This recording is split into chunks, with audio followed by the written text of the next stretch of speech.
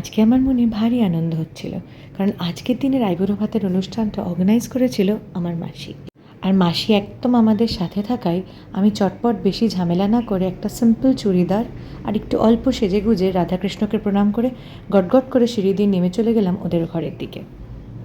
বাইদেন কিন্তু বাড়ির মেয়ের বিয়ের হাওয়াটা সবার মধ্যে অলরেডি ছেয়ে গেছে, কারণ মাসির ঘরে গিয়ে দেখি সে তো এলাহি কাণ্ড করে বসেছে।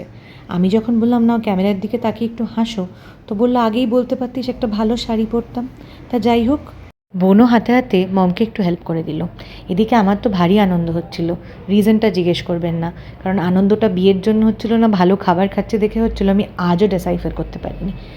তা মম প্রথমেই আমার মুখে একটু পায়েস দিল অ্যাজ ইট ইজ কাস্টমারি, তারপরেই চলে এলো সেই অ্যামেজিং স্প্রেড, চাটনি, বিউলির ডাল, আলু পোস্ত, পাবদা মাছ, আর কি চাই। মুনাম দিদিও আমাকে একটু পায়েস খাইয়ে দিল, কিন্তু মুখটা পুরো বাংলার পাঁচ করেছিল। হবেই তো, বোন চলে যাচ্ছে, দুঃখ তো হবেই, বাট আমি তারপরে বললাম আমি চলে গেলে কিন্তু তোকে আর জ্বালাবো না, সেই জন্যই বোধহয় হেসে দিল। এইভাবে আরও একটা সুন্দর আইবুড়ো ভাত পর্ব আমি আমার মেমোরিজে স্টোর করে নিলাম। আর ইন দ্য মিন টাইম পায়েসটা যেটা বেঁচেছিল ওটা ওপরে নিয়ে চলে এলাম বিকেলে খাবো বলে। বাস এই ছিল আরেকটি আইবুড়ো ভাতের গল্প।